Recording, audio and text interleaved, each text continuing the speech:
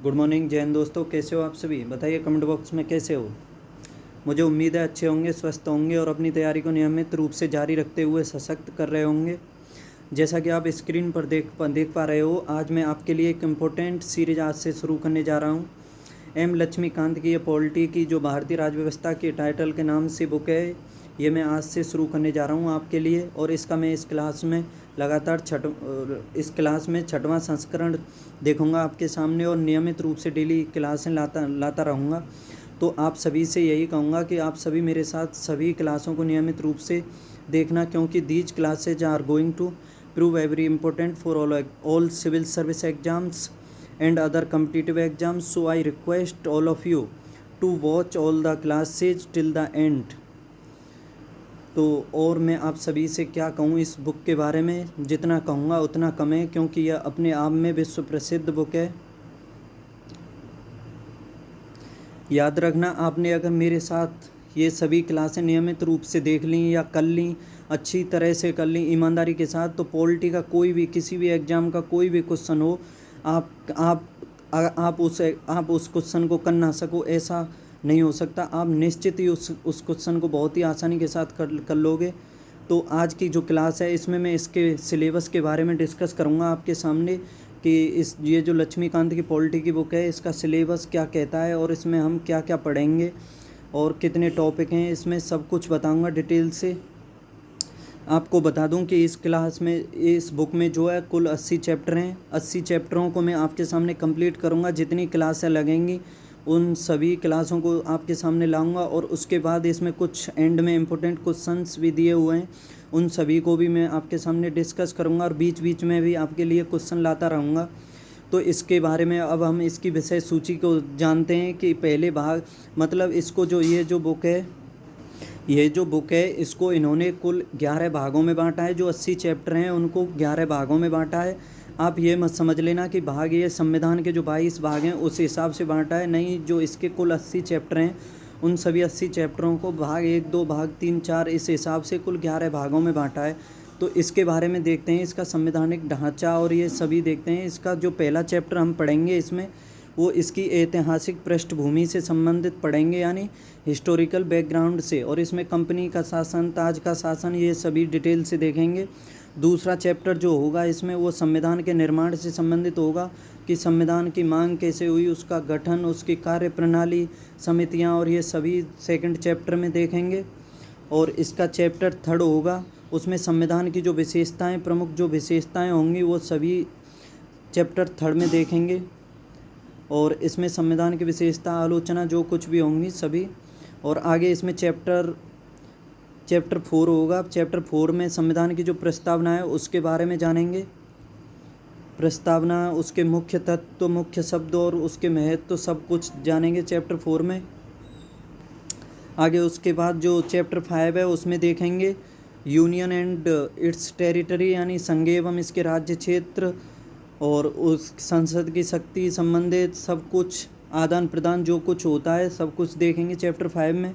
आगे चैप्टर 6 है, इसमें नागरिकता से संबंधित है, और इसमें नागरिकता के अर्थ और उसके महत्व और संवैधानिक जो उपबंध किए गए हैं नागरिकता के बारे में संविधान में, और उसकी समाप्ति, सब कुछ देखेंगे चैप्टर 6 में। आगे है मूल अधिकार यानी फंडामेंटल राइट्स, इसके बारे में चैप्टर 7 में देखेंगे। उसकी विशेषताओं के परिभाषा और उसकी जो अलग, मतलब असंगत विधियाँ हैं उन सभी को, और समानता का अधिकार, जो मूल अधिकार, टोटल जो 6 मूल अधिकार हैं उन सभी को इसमें देखेंगे। शोषण विरुद्ध, धर्म की स्वतंत्रता, ये सभी। आगे चैप्टर 11 है, इसमें देखेंगे संविधान की मूल संरचना है यानी बेसिस स्ट्रक्चर ऑफ कॉन्स्टिट्यूशन, और उसके तत्व सब कुछ जानेंगे। अब ये भाग 1 तक कंप्लीट हो जाएगा यहाँ पर, और आगे इसके जो इस बुक का भाग 2 है वो चालू हो जाएगा इसके बाद। और उसमें सरकार की प्रणाली को देखेंगे, सिस्टम ऑफ गवर्नमेंट। आगे इसमें चैप्टर 12 आएगा, इसमें संसदीय व्यवस्था यानी पार्लियामेंट्री सिस्टम, और इसमें संसदीय सरकार की विशेषताएं, उसके गुण दोष, उसके सब कुछ जो मॉडल है उस सभी के बारे में देखेंगे चैप्टर 12 में। और आगे जो चैप्टर 13 आएगा, इसमें फेडरल सिस्टम आएगा। इसमें 13 में संघीय व्यवस्था। और इसकी विशेषताओं, एकात्मक विशेषताओं, आलोचनात्मक इसके तत्वों के बारे में देखेंगे सब कुछ। और आगे चैप्टर 14 आएगा इसमें, उसमें केंद्र राज्य संबंधों के बारे में देखेंगे, सेंट्रल स्टेट रिलेशंस चैप्टर 14 में। उसकी विधायी जो केंद्र और राज्यों के मध्य संबंध होते हैं, जैसे विधायी, प्रशासनिक, वित्तीय, ये सभी इसमें चैप्टर 14 में जानेंगे। आगे चैप्टर 15 आएगा, इसमें अंतर्राष्ट्रीय संबंध यानी इंटर स्टेट रिलेशंस को देखेंगे चैप्टर 15 में।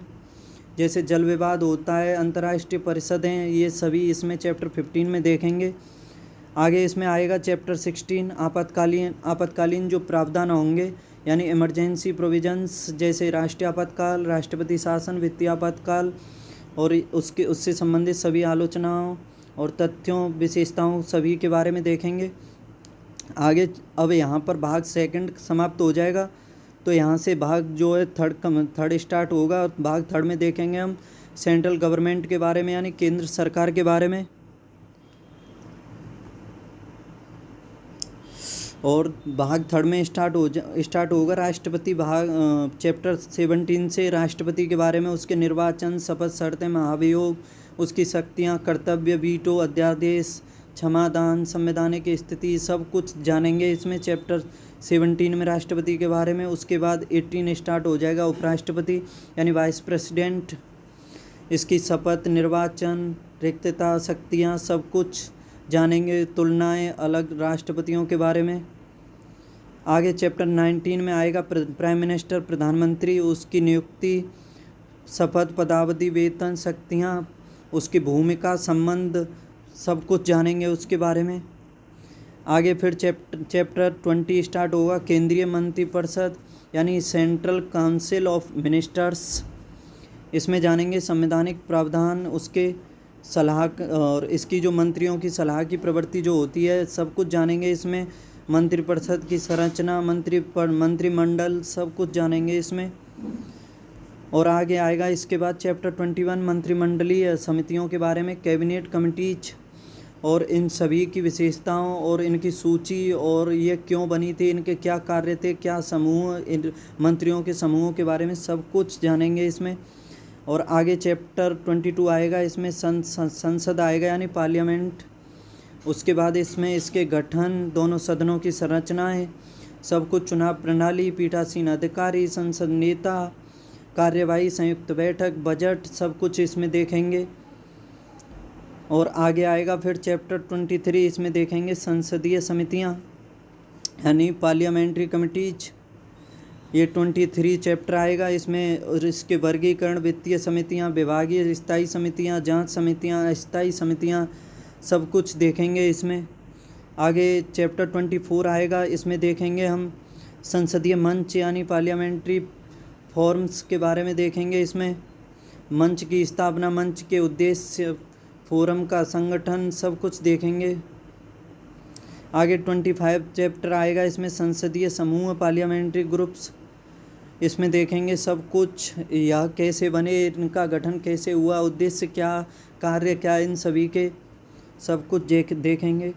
आगे फिर आएगा इसमें चैप्टर 26 आएगा, इसमें उच्चतम न्यायालय के बारे में, सुप्रीम कोर्ट के बारे में, उसकी संरचना, नियुक्ति, शपथ और वेतन भत्ते, कार्य निष्कासन, सब कुछ।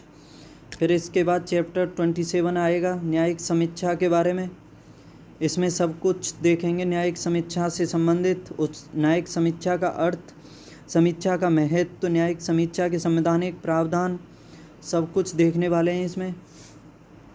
फिर इसके बाद चैप्टर 28 आएगा, न्यायिक सक्रियता यानी जो इसके बाद चैप्टर आएगा 28 यानी जुडिशियल एक्टिविज्म, ये न्यायिक सक्रियता के बारे में आएगा। आगे देखेंगे फिर न्यायिक सक्रियता, फिर उसके बाद न्यायिक समीक्षा, सब कुछ इसमें। फिर आगे चैप्टर आएगा जनहित याचिका, जनहित याचिकाओं के बारे में देखेंगे सब कुछ, अर्थ, विशेषताएं, विषय क्षेत्र, सिद्धांत, सब कुछ देखेंगे। फिर इसके बाद भाग 3 कंप्लीट हो जाएगा, तो उसके बाद भाग 4 स्टार्ट होगा यहाँ से। और भाग 4 संबंधित रहेगा राज्य सरकार यानी स्टेट गवर्नमेंट से। और इसमें जो भाग 3 था वो सेंट्रल गवर्नमेंट से था, और भाग 4 हो जाएगा स्टेट गवर्नमेंट से इसमें सबसे पहले हम देखेंगे चैप्टर 30 को, राज्यपाल से संबंधित यानी गवर्नर से, इसकी नियुक्ति, इसकी शपथ की शर्तें, राज्यपाल की पदावधि, शक्तियाँ, सब कुछ देखेंगे इसमें। फिर इसके बाद मुख्यमंत्री यानी चीफ मिनिस्टर, उसकी नियुक्ति, शपथ, कार्यकाल, कार्य शक्तियाँ, संबंध, सब कुछ देखेंगे उसके। फिर इसके बाद चैप्टर 32 आएगा, उसमें राज्य मंत्रिपरिषद, स्टेट काउंसिल ऑफ मिनिस्टर्स के बारे में संवैधानिक प्रावधान किए गए हैं वो सभी देखेंगे। मिनिस्टर्स के बारे में उनका उत्तरदायित्व, नियुक्तियां, सब कुछ आगे। फिर इसके बाद स्टार्ट होगा चैप्टर 13, राज्य विधानमंडल यानी स्टेट लेजिस्लेचर। इसके बाद इसमें देखेंगे सब कुछ, विधानमंडल का गठन, 2 सदनों का गठन, कार्यकाल, सदस्यता, पीठासीन अधिकारी, विधानमंडल, सब कुछ देखेंगे। उसके बाद चैप्टर 34 आएगा, उच्च न्यायालय यानी हाईकोर्ट से संबंधित, नियुक्ति, न्यायाधीशों की और न्यायालय की संरचना, योग्यताएं, सब कुछ, सेवानिवृत्ति न्यायाधीशों की, स्वतंत्रता, न्याय क्षेत्र, शक्तियां, सब कुछ देखेंगे इसमें। फिर चैप्टर 35 आएगा, इसमें अधिकरण यानी ट्रिब्यूनल्स को देखेंगे इसमें, प्रशासनिक अधिकरण, अन्य मामलों के लिए अधिकरण इसमें। आगे फिर अधीनस्थ न्यायालय आएंगे, जैसे संवैधानिक उपबंध किया गया है इसमें, और संरचना के बारे में देखेंगे, राष्ट्रीय कानूनी सेवा, लोक अदालतें जैसे स्थायी लोक अदालतें, परिवहन न्यायालय, ग्राम न्यायालय, ये सभी इसमें देखेंगे। आगे फिर इसमें चैप्टर 37 आएगा, कुछ राज्यों के लिए विशेष प्रावधान यानी special provisions of some states, ये सभी देखेंगे इसमें। और जैसे महाराष्ट्र, गुजरात से संबंधित और जो पूर्वोत्तर सभी राज्य हैं उन सभी के बारे में देखेंगे। आगे फिर यहाँ पर ये भाग 4 कंप्लीट हो जाएगा तो स्टार्ट होगा भाग 5, स्थानीय सरकार से, लोकल गवर्नमेंट से संबंधित होगा ये भाग 5 इसमें। और इसमें हम सबसे पहले देखेंगे चैप्टर 38 को, और 38 में प्रावधान किया गया है पंचायती राज से संबंधित, यानी इसमें हम इसका विकास, संशोधन, स्वैच्छिक प्रावधान, पेशा अधिनियम जो आएगा 1996 का, पंचायती राज के वित्तीय स्रोत, सब कुछ देखेंगे इसमें।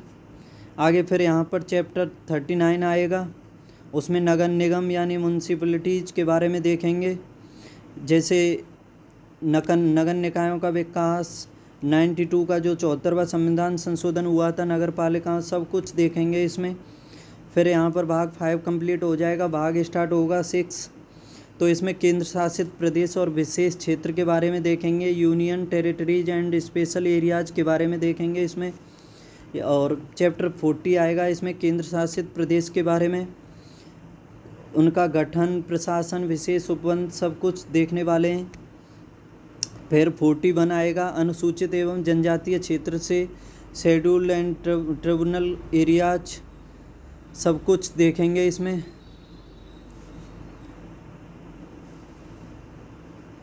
जैसे अनुसूचित क्षेत्रों का प्रशासन, जनजातीय क्षेत्रों में प्रशासन, सब कुछ देखने वाले हैं।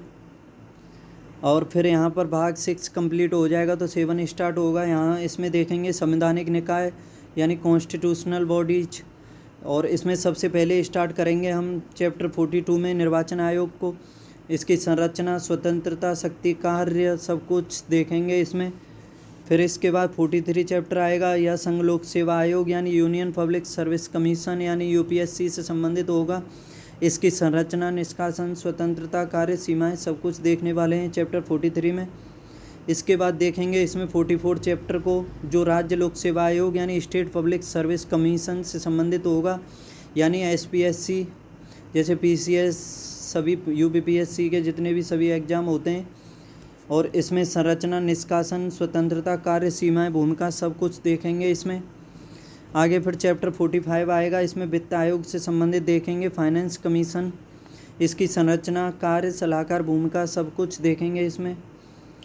फिर चैप्टर 46 आएगा, जीएसटी से संबंधित आएगा, वस्तु एवं सेवा कर परिषद से यानी goods and service tax council के बारे में, और इसकी स्थापना और इसके महत्व, इसकी संरचना, कामकाज, कार्य, इसकी शक्तियाँ, सब कुछ जानेंगे इसमें। आगे फिर इसमें चैप्टर 47 आएगा, अनुसूचित जातियों के लिए राष्ट्रीय आयोग के बारे में, नेशनल कमीशन फॉर एससीज के बारे में आएगा 47, इसका उदय कैसे हुआ, इसके कार्य क्या हैं, इसका प्रतिवेदन, शक्तियाँ, सब कुछ जानेंगे इसमें। आगे फिर चैप्टर 48 आएगा, अनुसूचित जनजातियों के लिए राष्ट्रीय आयोग के बारे में, नेशनल कमीशन फॉर एसटीज के बारे में देखेंगे। इसमें अनुसूचित जातियों और जनजाति जो है इनका पृथक्करण देखेंगे। आयोग के कार्य, आयोग के अन्य कार्य क्या हैं, शक्तियाँ, सब कुछ देखेंगे। फिर इसके बाद चैप्टर 49 आएगा। इसमें चैप्टर 49 में देखेंगे हम राष्ट्रीय पिछड़ा वर्ग आयोग यानी नेशनल कमीशन फॉर बीसीज के बारे में, इसकी स्थापना, कार्य, प्रतिवेदन, शक्तियाँ, सब कुछ देखेंगे। आगे चैप्टर 50 आएगा। फिर चैप्टर 50 में देखेंगे भाषाई अल्पसंख्यक वर्गों के लिए विशेष अधिकारी यानी special officer of linguistics minorities के बारे में देखेंगे। इसमें भाषाई अल्पसंख्यक वर्गों के लिए विशेष अधिकारी, इसके उपबंध देखेंगे। इसमें अल्पसंख्यकों के लिए आयुक्त की भूमिका, सब कुछ जानेंगे चैप्टर 50 में। आगे फिर चैप्टर 51 आएगा भारत का नियंत्रक एवं महालेखा परीक्षक यानी CAG के बारे में देखेंगे। Comptroller and auditor general of India के बारे में देखेंगे। इसके कार्यकाल को जानेंगे, स्वतंत्रता, कर्तव्य और शक्तियाँ, सब कुछ देखेंगे इसमें।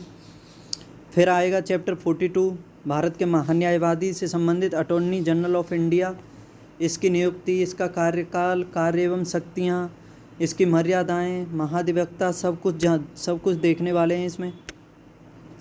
फिर आगे देखेंगे चैप्टर 53 राज्य का महाधिवक्ता के बारे में, एडवोकेट जनरल ऑफ स्टेट के बारे में, इसकी नियुक्ति, कार्यकाल, शक्तियाँ, सब कुछ देखेंगे। इसे मैं आप सभी को इस क्लास में संक्षेप में स्पीड से बता रहा हूँ इसका सिलेबस को, क्योंकि ज़्यादा टाइम ना लगे इस वीडियो में, तो संक्षेप में आप स्पीड से देखना। और इसके बाद भाग 7 कंप्लीट हो जाएगा तो इसके बाद भाग 8 स्टार्ट होगा, जिसमें प्रावधान होगा गैर संवैधानिक निकाय का यानी नॉन कॉन्स्टिट्यूशनल बॉडी का। और इसमें पहला चैप्टर होगा 54 नीति आयोग के बारे में, जिसकी स्थापना, तर्कधार, संरचना, विशेषताएं, उद्देश्य, कार्य, सहकारी संवाद, आलोचना, सब कुछ देखेंगे इसमें। फिर आगे आएगा इसमें 55 आएगा चैप्टर राष्ट्रीय मानवाधिकार आयोग से संबंधित, नेशनल ह्यूमन राइट्स कमीशन, इसकी स्थापना, इसकी संरचना, कार्य प्रणाली, भूमिका, सब कुछ देखेंगे इसमें। फिर चैप्टर 56 आएगा राज्य मानवाधिकार आयोग यानी स्टेट ह्यूमन राइट्स कमीशन के बारे में, इसकी संरचना, आयोग के कार्य, आयोग की प्रणाली, सब कुछ देखेंगे राज्य मानवाधिकार।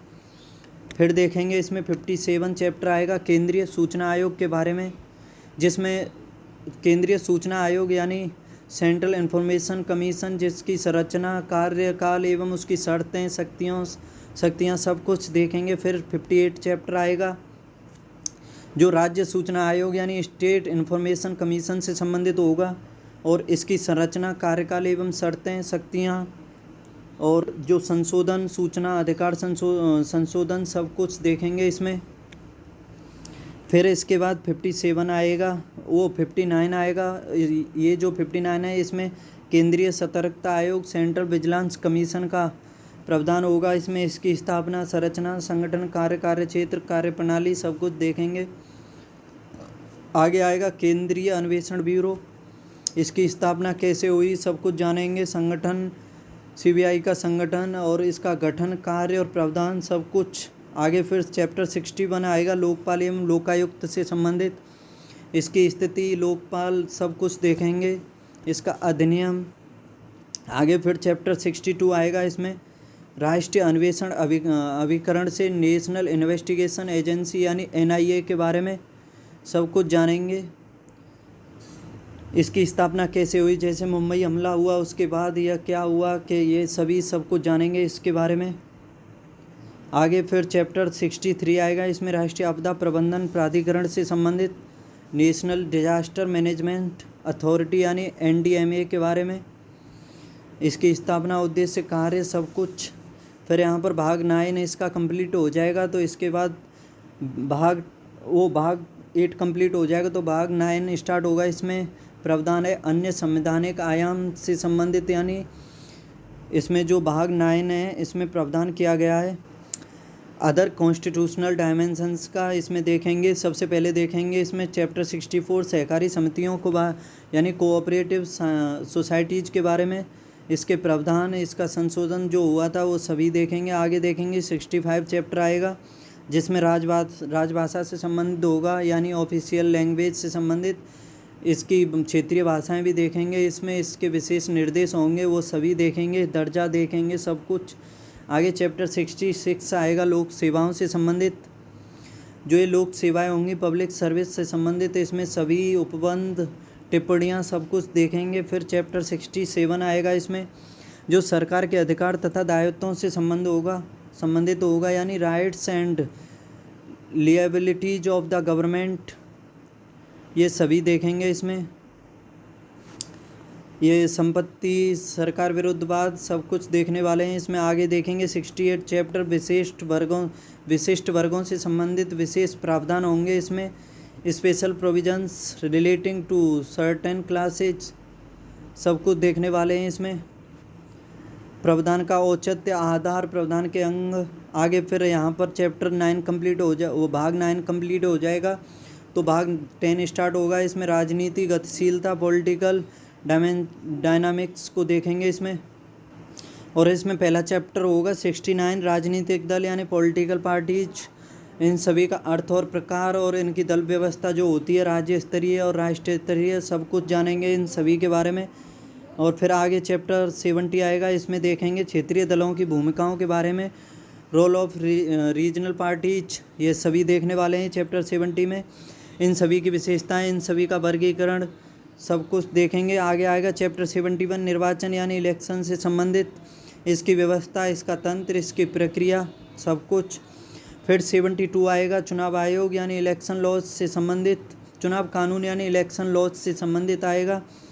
जन प्रतिनिधित्व अधिनियम 1950, ये सब कुछ जितने भी परिसीमन अधिनियम आएंगे सब कुछ देखने वाले हैं इस सभी में। आगे फिर चैप्टर 73 आएगा चुनाव सुधार से, इलेक्शन रिफॉर्म से संबंधित आएगा ये। इससे संबंधित सभी समितियां, चुनाव सुधार जितने भी हुए हैं सभी, सब कुछ इसमें देखेंगे। फिर चैप्टर 74 इसमें देखेंगे मतदान व्यवहार से, वोटिंग बिहेवियर से संबंधित, इसका अर्थ, इसका महत्व, इसका निर्धारक, सब कुछ जानेंगे इसमें। आगे फिर इसमें चैप्टर 75 आएगा, इसमें इसके गठबंधन सरकार से संबंधित जानेंगे, यानी इसमें जो जानेंगे 75 आएगा यानी कोलिशन गवर्नमेंट को देखने वाले हैं 75 में। इसका अर्थ, इसकी विशेषताएं, गठन, सब कुछ देखेंगे। आगे चैप्टर 76 आएगा, फिर इसमें 76 में देखेंगे दल परिवर्तन कानून से संबंधित यानी एंटी डिफेक्शन लॉज के बारे में देखेंगे इसमें, इसके उपबंध, मूल्यांकन अधिनियम, सब कुछ देखेंगे इसमें।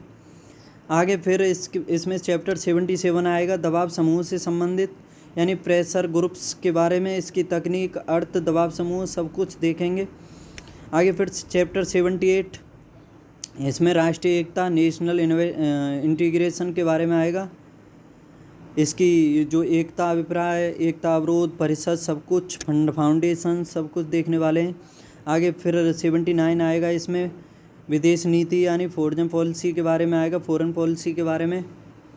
आगे इसका सिद्धांत, इसका उद्देश्य, इसका जो गुजराल सिद्धांत है प्रमुख है, उसके बारे में भी डिटेल से जानेंगे।